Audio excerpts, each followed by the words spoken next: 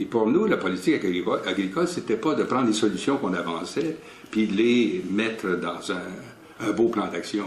Parce que ces solutions-là, ça se voulait des hypothèses, des esquisses, des voies de solutions. Il n'y a jamais eu de plan d'action sous le gouvernement libéral.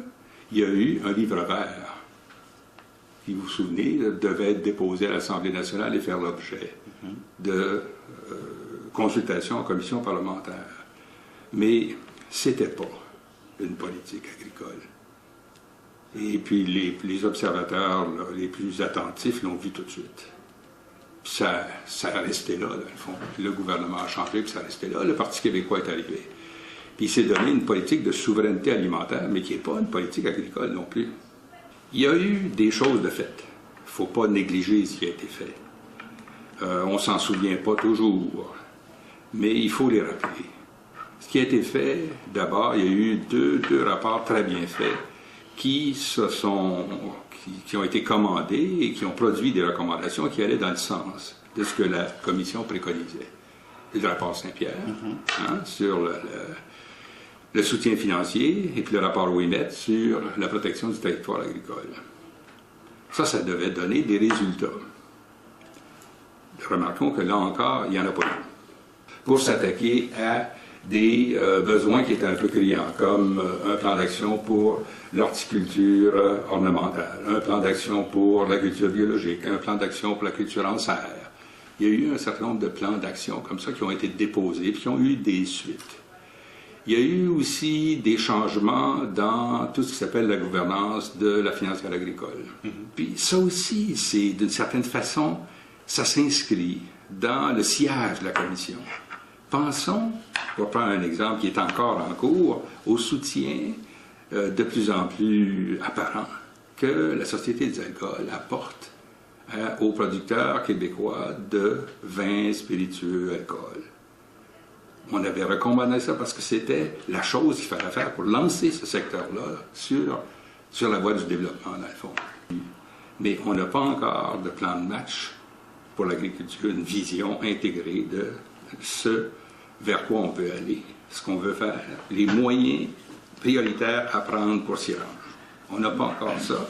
Et ça nous laisse à la merci des conjonctures, des baisses de prix, puis des négociations de l'OMC.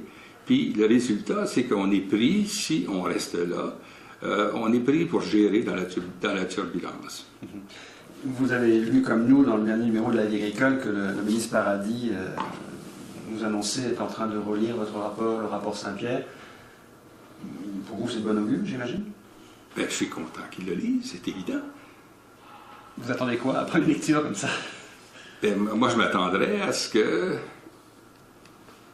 idéalement, le gouvernement se donne une politique agricole qui dit voici où on veut être, et puis voici les moyens qu'on va prendre pour y arriver, puis voici les délais qu'on va se donner. Parce que, pourquoi on insiste tellement sur le fait qu'il faut une politique, qu'il faut voir un peu devant nous, c'est que en agriculture, les changements prennent nécessairement du temps. Vous réagissez comment, vous, par rapport à la gestion de l'œuf, les quotas laitiers? Est-ce qu'il faut s'accommoder d'une mondialisation complètement libre-échange ou il faut garder le contrôle sur notre agriculture? Bon, partons de ce qui existe. Les quotas sont là et puis ils pèsent de tout leur poids sur l'agriculture canadienne, puis en particulier sur l'agriculture québécoise.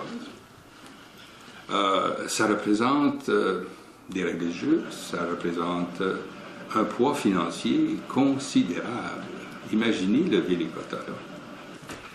J'oserais pas dire qu'on est au bout du système, mais il faut se dire ceci. On est à une époque où les pays transigent de plus en plus entre eux. Ça implique ça que les barrières tarifaires tombent graduellement. On produit dans l'Ouest beaucoup trop de blé pour nos besoins. Puis dans l'Est, on produit beaucoup trop de porc pour nos besoins aussi. Puis si on veut vendre ce blé et ce porc, ben il faut que les autres pays avec lesquels on traite puissent, s'ils en ont, nous vendre aussi à des bonnes conditions leurs produits agricoles.